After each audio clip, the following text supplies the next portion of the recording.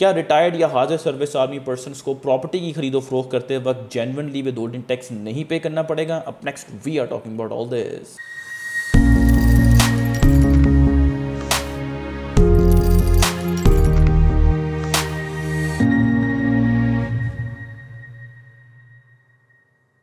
Welcome to other production of property Gupshup. Finance act 2024 जो है वो नेशनल असेंबली की वेबसाइट पे अपलोड हो चुका हुआ है। उसके साथ साथ एफबीआर ने भी अपनी वेबसाइट पे इनकम टैक्स ऑर्डिनेंस 2001 में जो फ्रेश अमेंडमेंट्स हुई हैं एज़ पर फाइनेंस एक्ट 2024 वो भी इनकॉर्पोरेट कर दी हैं। और इन्हीं डॉक्यूमेंट्स को हम यूज़ करते हुए इस बात को क्लैरिफाई करेंगे कि क्या जेन्युइनली आर्मी पर्सन या ब्यूरोक्रेट्स हाजिर सर्विस हों या रिटायर्ड हों उनको प्रॉपर्टी की खरीदो फरोख्त करते वक्त बिल्कुल भी विदहोल्डिंग टैक्स पे नहीं करना पड़ेगा।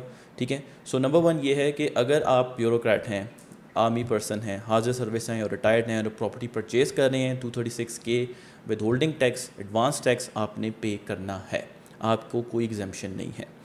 अगर आप सेलर हैं, आपने प्रॉपर्टी परचेज़ की थी और अब आप प्रॉपर्टी अपनी बेच रहे हैं, आपकी डील हो चुकी हुई है, तब भी आपने 236C का जो विदहोल्डिंग टैक्स है, एडवांस टैक्स है, at the time of sale of property आपने अदा करना है। ठीक है, लेकिन अगर आप को सर्विस बेनिफिट प्लॉट मिला हुआ है किसी भी गवर्नमेंट से, प्रोविंशियल या फेडरल या किसी भी अथॉरिटी से आपको मिले, से DHA है फॉर एग्जांपल या कोई डिपार्टमेंट है, आपको अगेंस्ट सर्विस प्लॉट अलॉट हुआ हुआ है, आप फर्स्ट अलॉटी हैं और आप बेच रहे हैं, तो आपको टैक्स अदा नहीं करना पड़ेगा 236C withholding tax advance tax at the time of sale of your property. ठीक है, अब इसका ये मतलब नहीं है कि अगर आप फर्स्ट लॉटी से परचेज़ कर रहे हैं तो भी आप एग्जेम्प्टेड हैं, वो आपने देना है, लेकिन सर्विस बेनिफिट प्लॉट बेचते वक्त आप नहीं पे कर रहे 236C। अगर आप इनकम टैक्स ऑर्डिनेंस को एक्सेस करें, इग्नोर द डेट जो उसमें लिखी हुई है, उसकी फ़ाइल की टाइटल जो है एफबीआर की वेबसाइट पे उस पर ये लिखा हुआ है अमेंडेड अप टू 30/6/2024। आप थोड़ा कंफ्यूज हो सकते हैं कि शायद इसमें अमेंडमेंट्स नहीं हैं, आप इसको क्लिक करें, व्यू करें, ओपन करें तो आपको ये सारी अमेंडमेंट्स नज़र आ जाएंगी। मैं पेज नंबर 454 जो है वो देख रहा हूँ, स्क्रीन पे आपको नज़र आ रहा है।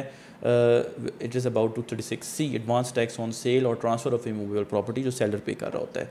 इसमें जो 11 नंबर पॉइंट है, इसमें आप देखें कि इन्होंने ये ब्लू कलर में लाइन्स ऐड जो हैं वो कर दी हैं। ठीक है, अब 11th पॉइंट बेसिकली डील करता है उन लोगों से जो एग्जेम्प्टेड हैं 236C से, जिसमें उन्होंने, अगर आप फर्दर इसको पढ़ें तो लिखा हुआ है in respect of first sale of immovable property acquired from or allotted by the federal government or provincial government or any authority duly certified by the official allotment authority and the property acquired or allotted is इन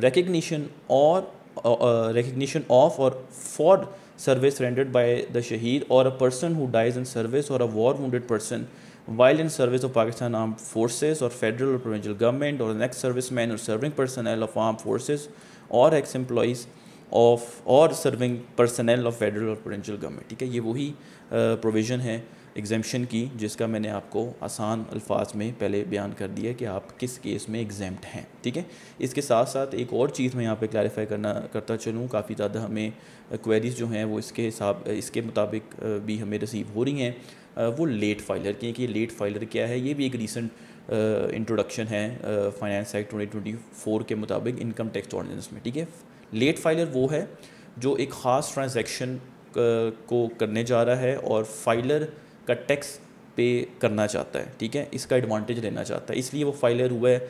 उसने previously अपनी जो dates हैं जो FBR देता है आपको deadline, उनको miss किया है, या एफबीआर ने कभी एक्सटेंशन दी उनको भी मिस किया है। ठीक है, सिर्फ for the sake of the transaction वो फाइलर बना है, वो लेट फाइलर जो है वो कहलाएगा। और उसको जो है चाहे वो सेलर हो या बायर हो, 236C हो या के हो, अगर आप 5 करोड़ तक की प्रॉपर्टी जो है उसकी खरीदो फरोख्त करने जा रहे हैं, बायर और seller, and you're a late filer, as I have just share with you, जो डेफिनेशन है इसकी 6% आप पे करेंगे, 5 करोड़ से 10 करोड़ 7% पे करेंगे, 10 करोड़ क्रॉस करेंगे तो आप 8% जो है वो पे करेंगे। ठीक है, फाइलर का टैक्स भी मैं आपको यहाँ बताता चलूँ, ये भी जो है वो हो चुका हुआ है जी। फाइलर 236C जो है वो पे करेगा, let me scroll to that, 3% 5 crore तक।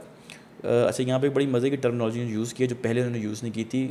Where the gross amount of the consideration received consideration received जो है उन्होंने इसमें ऐड किया, डज़ नॉट एक्सीड 50 मिलियन, यानी कि 5 करोड़ तो 3%, 5 से 10 करोड़ कंसिडरेशन रिसीव्ड सेलर की बात हो रही है 3.5, 10 करोड़ से ऊपर अगेन कंसिडरेशन रिसीव्ड तो 4% है। ये फाइलर की बात हो रही है, ठीक है। अब जो 236K है वहाँ पे इन्होंने फेयर मार्केट वैल्यू का जिक्र किया है, वहाँ पे कंसिडरेशन रिसीव नहीं किया, और फिर इन्होंने ये ट्रिकी टर्म जो है इसमें ऐड कर दी है, जो पहले सेक्शन 7E का जो टैक्स था डीम रेंटल इनकम का, उसमें ये मेंशन वर्ड इस्तेमाल हुआ था फेयर मार्केट वैल्यू का, जिसमें काफ़ी ज़्यादा सुप्रीम कोर्ट में भी लिटिगेशन जो हैं वो हुई कि ये क्या चीज़ है, ठीक है। हालांकि FBR कहता है ख़ुद कि हमारे डोमेन में नहीं है, हमें नहीं पता कि फेयर मार्केट वैल्यू कैसे डिटर्मिन होती है। एनीवेज 3% अगर फेयर मार्केट वैल्यू 5 करोड़ तक है, 3.5% अगर फेयर मार्केट वैल्यू 5 से 10 करोड़ के बीच में है, 4% अगर फेयर मार्केट वैल्यू जो है वो 10 करोड़ से ऊपर है। ये फाइलर की बात मैं कर रहा हूँ, ठीक है। मे बी इस वर्ड का मतलब ये है कि फ्यूचर में हम शायद ये देखें, although I think it's a tough nut to crack, कि शायद ये सरकारी रेट की जो वैल्यू टेबल्स हैं DC और FBR वो शायद ख़त्म हो जाएं, इसलिए फेयर मार्केट वैल्यू शायद फ्यूचर में वही वैल्यू बन जाए जिसके ऊपर आप एक्चुअल ट्रांजैक्शन जो है वो कर रहे हैं। मैं अक्सर जब भी टैक्स पे बात करता हूँ तो मैं अक्सर ये सजेशन देता हूँ कि मेरा ख्याल है ये टेबल्स ख़त्म कर देने चाहिए। ऑल्दो गवर्नमेंट इन्हीं टेबल्स के मुताबिक जब लैंड प्रोक्योर कर रही होती है तो पेमेंट करती है, आई मीन मेन यूटिलिटी भी इनकी जो है वो यही है। दैट्स वाई गवर्नमेंट प्रॉब्ली काफ़ी टाइम लग जाए और काफ़ी लॉबी भी हो इसके अगेंस्ट, लेकिन मे बी कभी किसी स्टेज पे हो जाए। It will be a good initiative by the way.